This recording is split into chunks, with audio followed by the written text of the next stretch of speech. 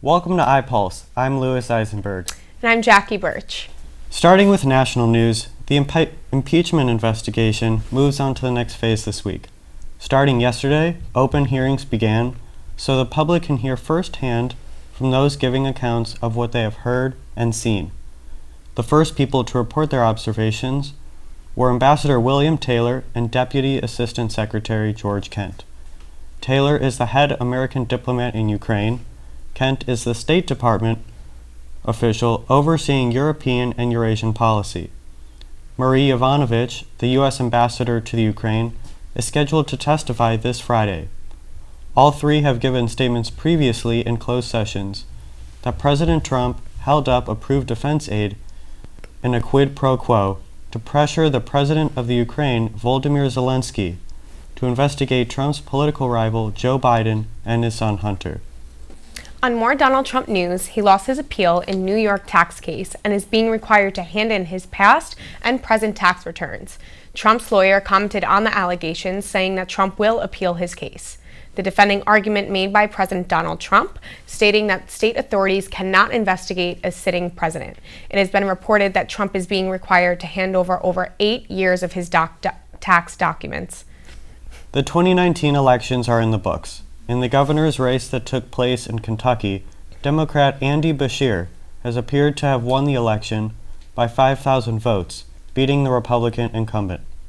In Mississippi, the Republican Lieutenant Governor Tate Reeves won after facing stiff competition from Democratic Attorney General Jim Hood. Lastly, for the first time in a generation, the State House and the State Senate in Virginia flipped to the Democratic Party. Attention Fighting Knights basketball season has started last week, and the women's team started their season by beating Central State, located in Ohio, winning 71-80.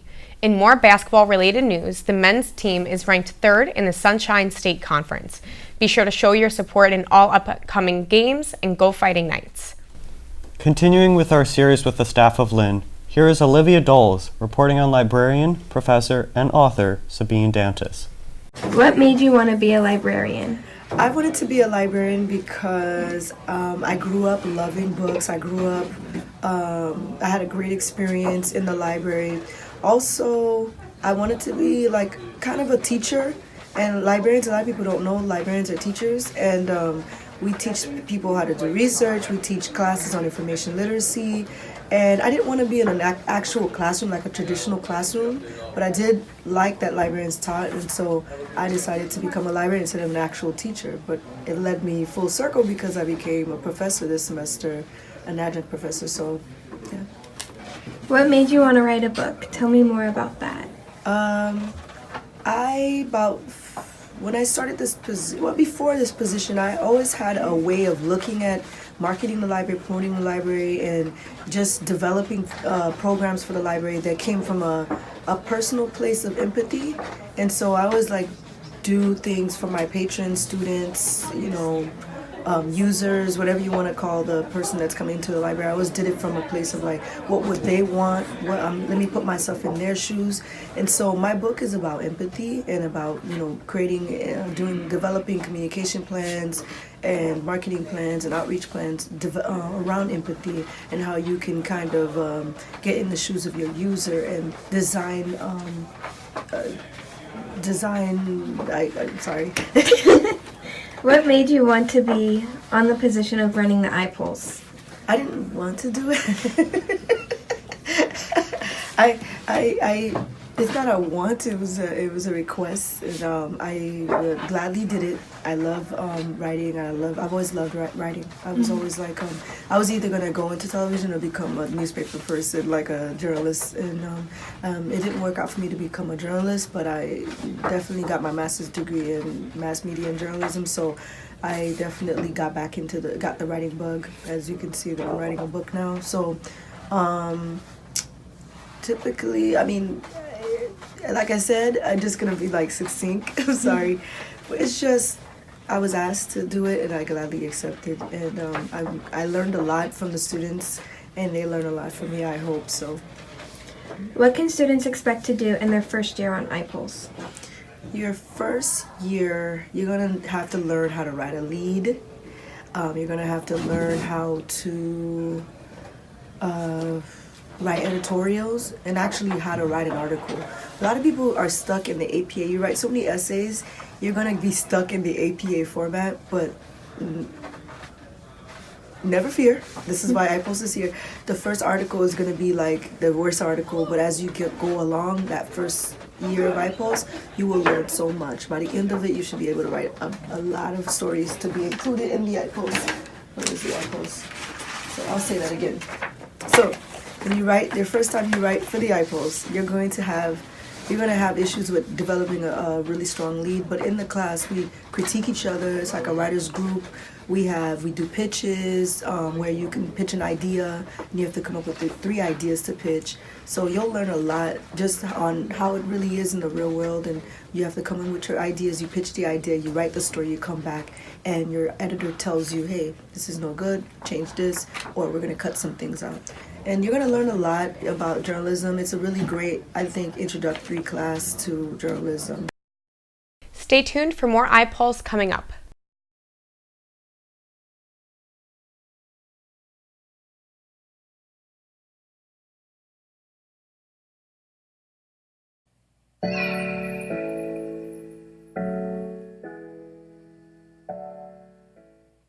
My name is Curtis Lawson. I started on the assembly line, worked my way up. I was a records clerk, one-on-one computer instructor.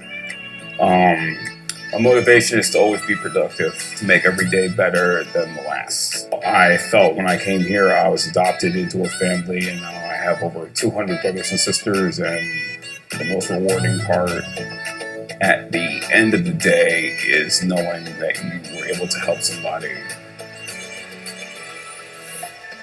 Because there's too many words to describe the center, and I can't pick just one. I mean, some would say unity, like I said before, family, camaraderie, love, respect. You can't. This is one of those facilities which you can't. There is no one word.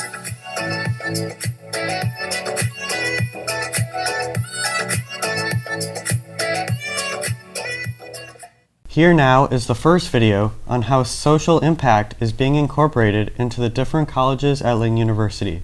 In the first video of the series, produced by Maria Acosta, Francesca Danez, and Noah Lavin, they explore how the College of Business introduces the idea of social entrepreneurship by interviewing Associate Professor in Management, Amanda Main. So the Student Impact Leadership Organization, I believe, was created in 2017 or 2018, and it was really cool because it was a grassroots movement started up by the students who wanted to make a difference. So they came together, they wanted to be with like-minded individuals, and they offer a ton of opportunities to students. So it's bi-monthly meetings. They offer Tools of the Trade workshop where they bring in local community leaders to teach skills you don't find in the classroom traditionally. Things like networking, storytelling, grant writing. They also have a few programs that kind of fall under the umbrella of Silo, such as the Fairtrade Taskforce, which kind of helps Lynn University stay fair trade. Social Impact Taskforce was created in 2018 to really develop the idea of what social impact means for Lynn University. Also, to create bridges, synergies, and opportunities for social impact projects between the different colleges and bring them together. And we're actually working on an iBook right now for all the professors at Lynn University to have ideas for infusing it into the curriculum and different innovations they can come up with. The Student Consultancy Group was started by Jerry Hildebrand, the director of the Social Impact Lab, and one of the Watson scholars, Samuel Navata.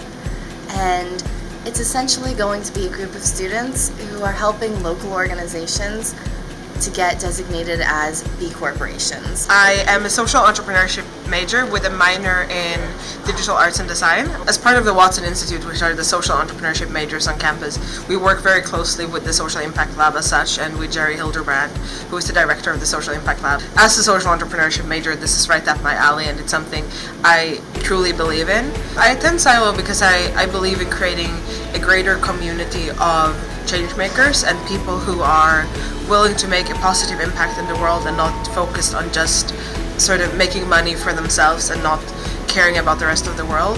I think Silo will have a good impact on the work I do. I get to work more with students on campus who are interested in it, and I'm not just in a silo of social entrepreneurship majors, but I get to be part of this organization. I'm really passionate about education and helping engage students in their education. I want to help them do their branding and their storytelling and actually tell those impactful stories that can help impact more people. The business school is doing amazing things with social impact. We have a partnership with Watson Institute for Social Entrepreneurship Bachelor's degree and the Amani Institute for an MBA in Social Innovation. In addition, within the regular curriculum, we're infusing social impact into all aspects of the classes. What I hope to get out of Silo is not only just to be inspired by all these people who want to make a difference, but also to gain connections. These people are going into the business world and also just the world in general, and these are people that not only are going there but are passionate about what I'm passionate about. So it's a great way to meet people who can possibly help you in the future. My biggest passion is actually helping those who can't feed themselves every day. So I want to help a food insecure community. My dream is to open a food truck that actually serves a food insecure community.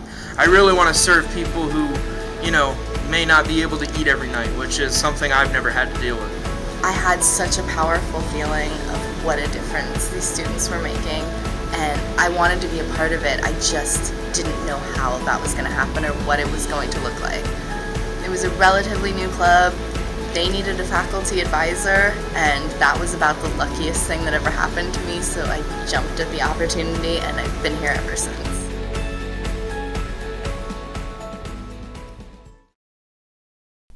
We will be right back.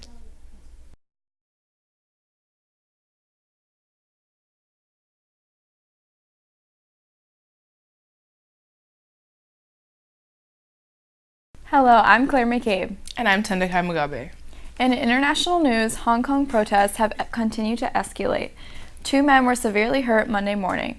Pro-democratic groups have continued to get into conflicts with police and military forces, leading a traffic police officer shooting a 21-year-old protester in the chest.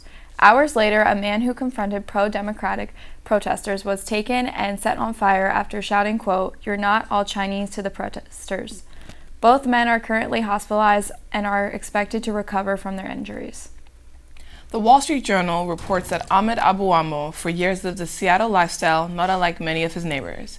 He owned $1 million house, drove an Audi sport utility vehicle, and worked at Amazon.com. The journal goes on to report that life was upended this past week when the father of 3 was arrested by the Federal Bureau of Investigation. He was charged with acting as the agent of the Saudi Arabian government while working years earlier for Twitter. The night of November 10th, a man driving on a street near Fort Lauderdale was behind the wheel after getting shot and continued to drive before crashing. One person opened fire on him, according to the sheriff's office. Investigators are not sure if the shooter was on foot or in a car. The driver lost control of the car and crashed into a tree. He was taken to a hospital by rescuers, but he unfortunately did not survive the gunshot and crash.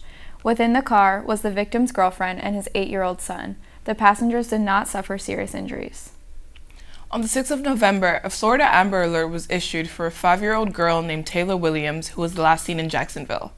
After the Amber Alert, there were hundreds of tips that came in, and over 300 police officers, including a dive team and more units, began to search for Williams.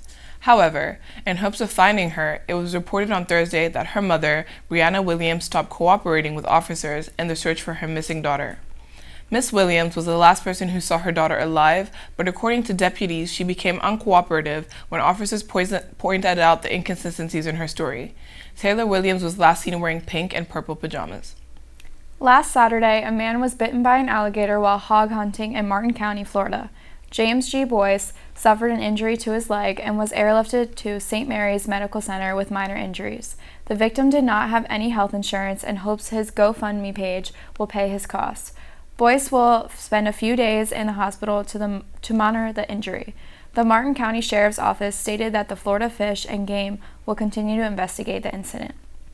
You may have seen him on television. He's known as Dr. Fashion on WPTV in West Palm Beach. Here at Lynn University, he is known as Professor Bernstein. He talks to Sarah McManus about his career. When did you get your degrees? I got all my degrees from New York University in New York. I have my baccalaureate, my master's, and I got my PhD in education in 2001. And why did you come and choose to teach at Lynn? I love Lynn. I love Florida. I grew up here when I was younger. I grew up in Florida and New York. So coming back to Lynn was great. I had family in the area. I love the beach. I love the experiences, the shopping, the entertainment, the food. So Lynn was a great place. It's situated in Boca. The students are international, the faculty is wonderful, and the camaraderie is wonderful, and also the academic prowess is really good, and it's great working with the students. So it's a great fit for me, having taught at many universities and colleges around the world. And what would you say your favorite part is working with the students, like engaging with them? The best part is helping them find jobs. Internships, mentoring, where they can find jobs in their field. Since I really teach in fashion marketing and management, it's great where I can help kids get jobs in fashion, retail, management, marketing, and really able to work with them, find positions for them, work on helping them work with their resumes, working on mentoring with officials and owners and managers in major companies in fashion and retail around the world, and just seeing their faces light up when they come up and say that they got a great internship or they got a great job and they're going to make a lot of money, and then they're going to take Dr. Bernstein out to dinner one day at Morton's because they've done so well. And also a lot of them continue here getting their MBA in marketing, especially a lot of the fashion students, so they don't want to leave. So they get their MBA, their master, their baccalaureate, the master's, and then they come back and work on their MBA. It's a great way for them to go on in the field, having great credentials from the university and working in their fields of choice. Stay tuned for more iPulse after this.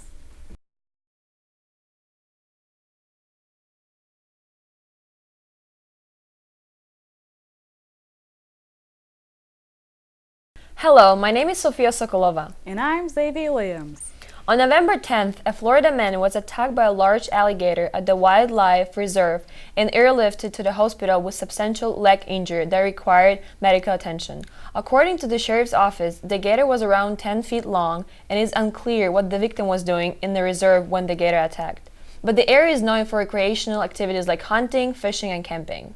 At the moment, there is no updated information on the man's condition, but Florida wildlife officials are investigating the accident. While Florida escaped the worst, people who live on the East Coast this week got prepared for an Arctic blast. It ended up slamming the East Coast and brought very cold weather. Next week, temperatures will drop to a real low. It looks like this Arctic blast could break over 300 records across the United States. People should get close to a fire pit and get all the warm clothes they have, because these weeks is when they want to.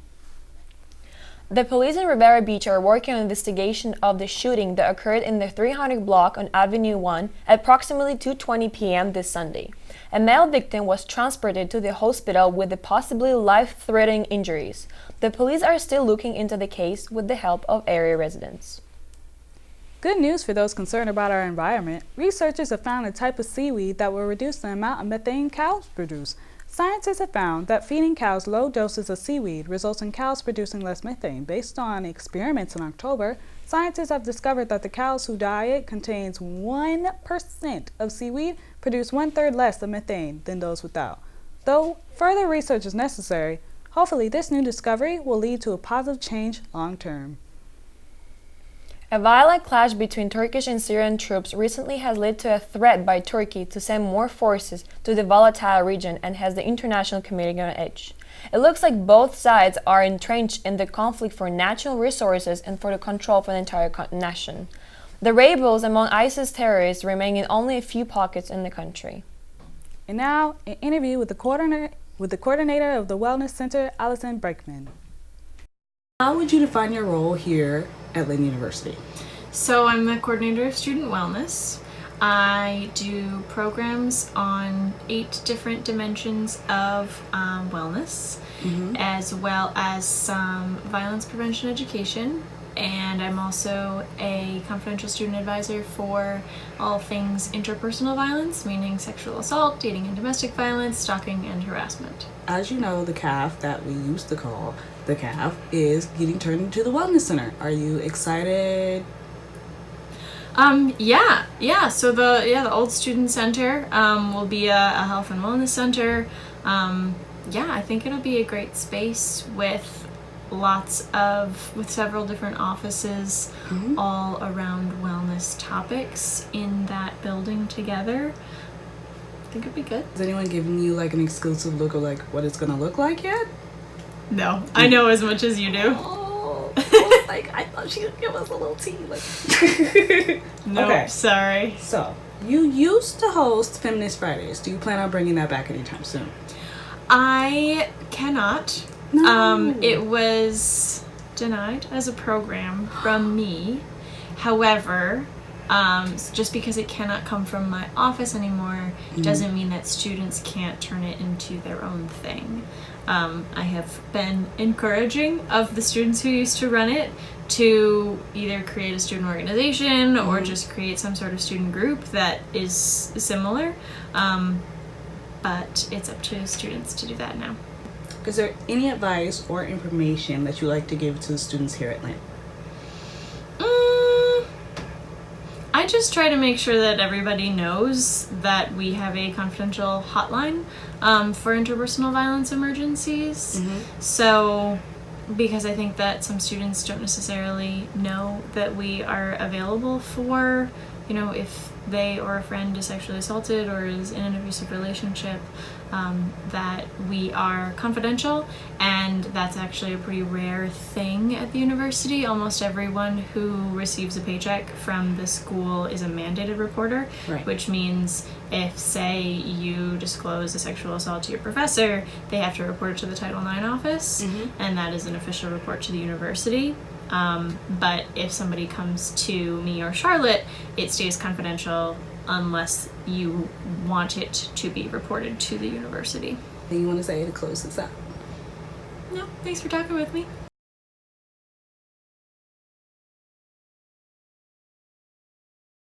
Thanks for watching, and pick up a copy from iPulse soon.